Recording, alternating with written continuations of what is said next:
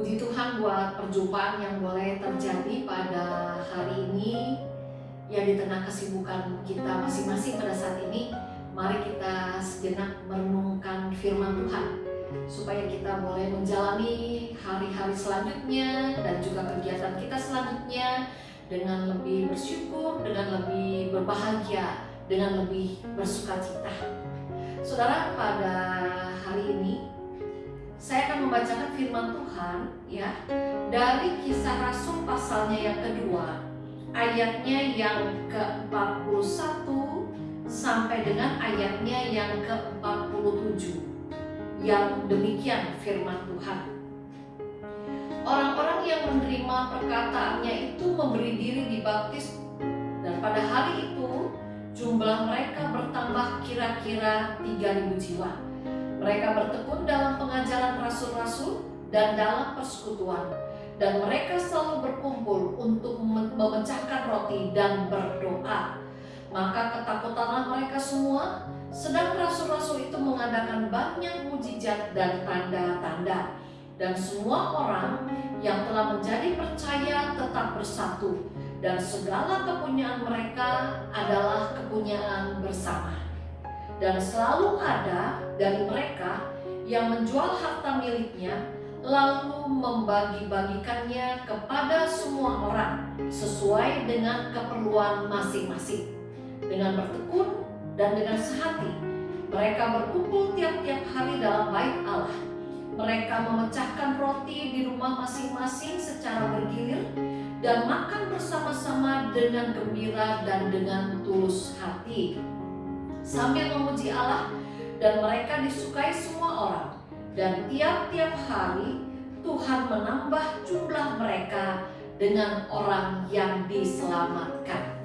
Saudara yang dikasih oleh Tuhan, ada seorang pemuda yang pada suatu kali dia mengikuti ibadah di gerejanya. Tapi rupa-rupanya pemuda ini lupa mematikan handphonenya. Jadi dia mengikuti ibadah tanpa menyadari bahwa handphonenya belum di silent, handphonenya belum dimatikan. Nah, ketika tiba saatnya berdoa syafaat yang dipimpin oleh sang pendeta, tiba-tiba handphonenya berbunyi dengan begitu keras, dan pemuda itu pun segera mematikan handphonenya.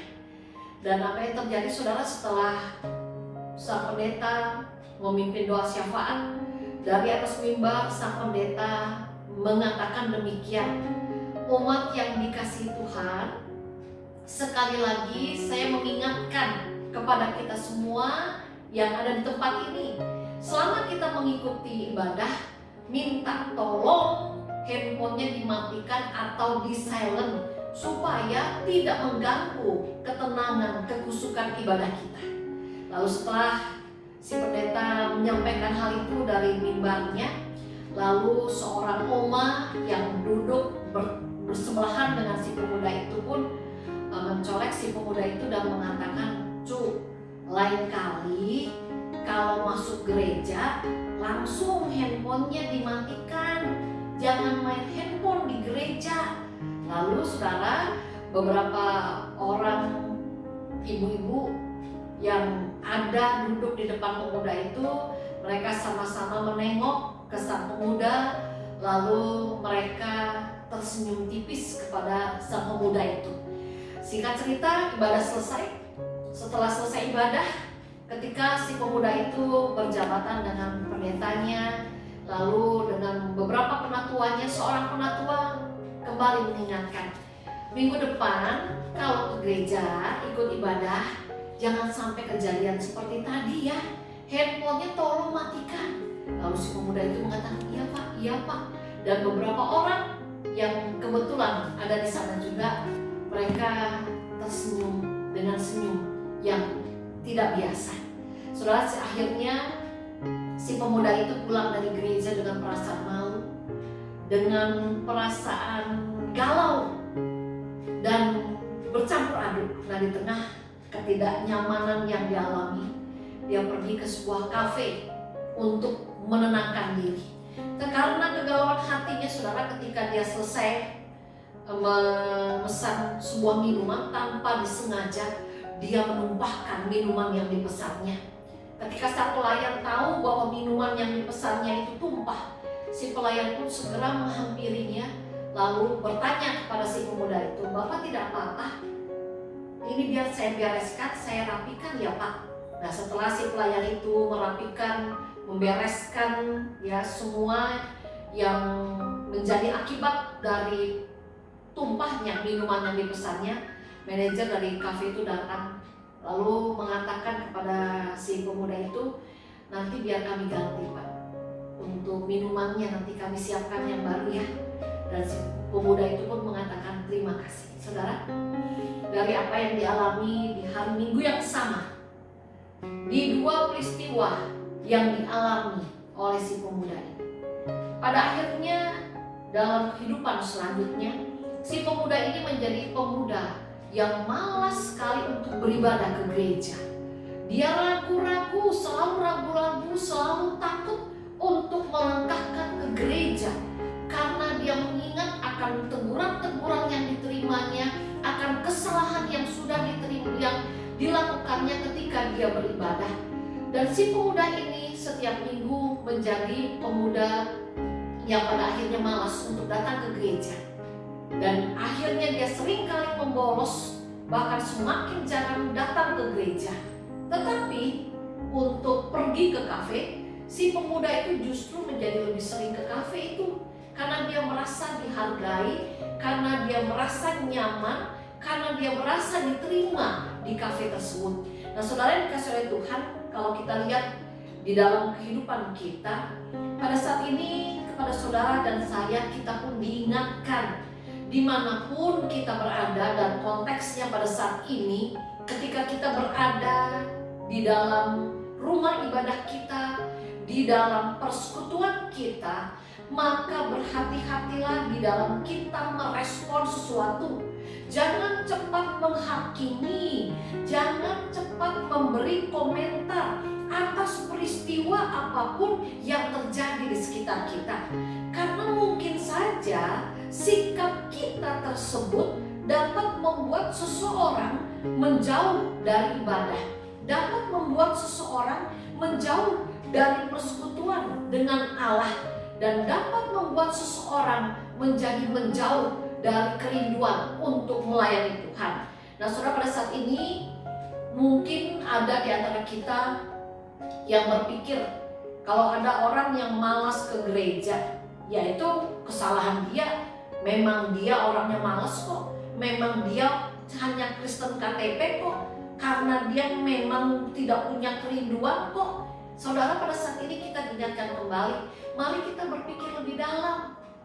Jangan melulu kita hanya menilai orang itu pada kesalahannya sendiri, pada kelemahannya sendiri. Karena tidak mustahil seseorang menjadi malas beribadah di gereja kita, seseorang menjadi malas bersekutu di gereja kita dan melayani di gereja kita, mungkin saja karena ada andil kita di dalamnya. Mungkin saja itu disebabkan karena sikap kita yang terlalu cuek terhadap sesama umat. Mungkin juga itu disebabkan sikap kita yang tidak ramah, tidak peduli. Mungkin juga disebabkan karena sikap saudara dan saya yang selalu ikut campur urusan orang lain. Mungkin juga disebabkan karena sikap kita yang masa bodoh terhadap sesama umat yang kita temui.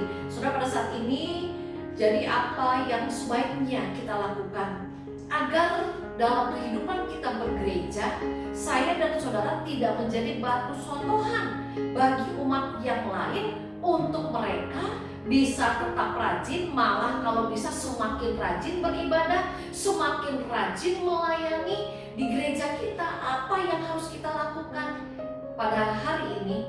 Kisah Rasul 2 ayat 41 sampai dengan 47 mengingatkan kepada saudara akan apa yang dialami oleh gereja mula-mula di Yerusalem.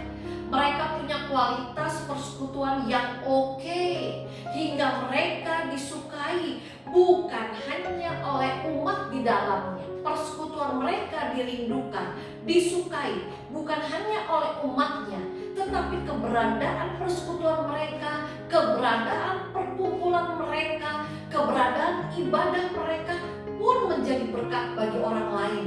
Mengapa demikian? Saudara, kalau kita lihat, itu disebabkan karena dalam kehidupan di gereja mula-mula, di dalamnya kalau kita lihat di dalam firman Allah yang kita baca pada saat ini, selalu ada sikap saling peduli, selalu ada sikap saling mengasihi, selalu ada sikap saling memperhatikan, saling menghargai, saling menghormati antar umat yang satu dengan umat yang lain. Oleh karena itu dikatakan dalam firman Allah pada saat ini, ya, dalam ayat yang ke-45 sampai dengan ayat 46, dan selalu ada dari mereka yang menjual harta miliknya lalu membagi-bagikannya kepada semua orang sesuai dengan keperluan masing-masing.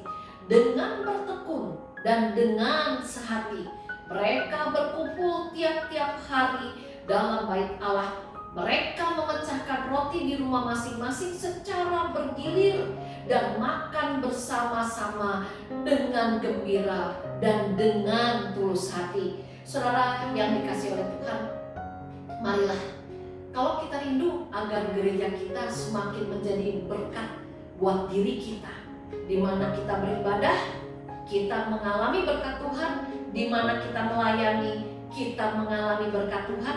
Kalau kita rindu gereja kita semakin menjadi berkat juga bagi lingkungan yang ada di sekitar kita, marilah kita menjadi pribadi yang mau peduli. Marilah kita menjadi pribadi yang mau mengasihi, menghargai, dan berempati dan bersimpati terhadap sesama anggota yang lain. Saudara, siapapun yang pada saat ini kita jumpai dalam hidup persekutuan kita, dalam hidup ibadah kita, marilah kita mewarnai ibadah persekutuan, bahkan pelayanan yang kita lakukan di gereja kita dengan sikap saling menghargai, dengan sikap saling peduli, dengan sikap saling memperhatikan, dengan sikap saling mengasihi satu dengan yang lain. Agar apa? Agar apa yang dialami oleh gereja yang mula-mula itu juga boleh dialami oleh kita di dalam kehidupan kita bergereja, yaitu supaya tiap-tiap hari Tuhan menambah jumlah kita dengan orang-orang yang diselamatkan. Bagaimana agar gereja kita boleh menjadi gereja yang menjadi berkat, bukan hanya bagi kita yang di dalamnya, tapi bagi banyak orang yang ada di sekitar kita. Kita mulai dari diri kita sendiri.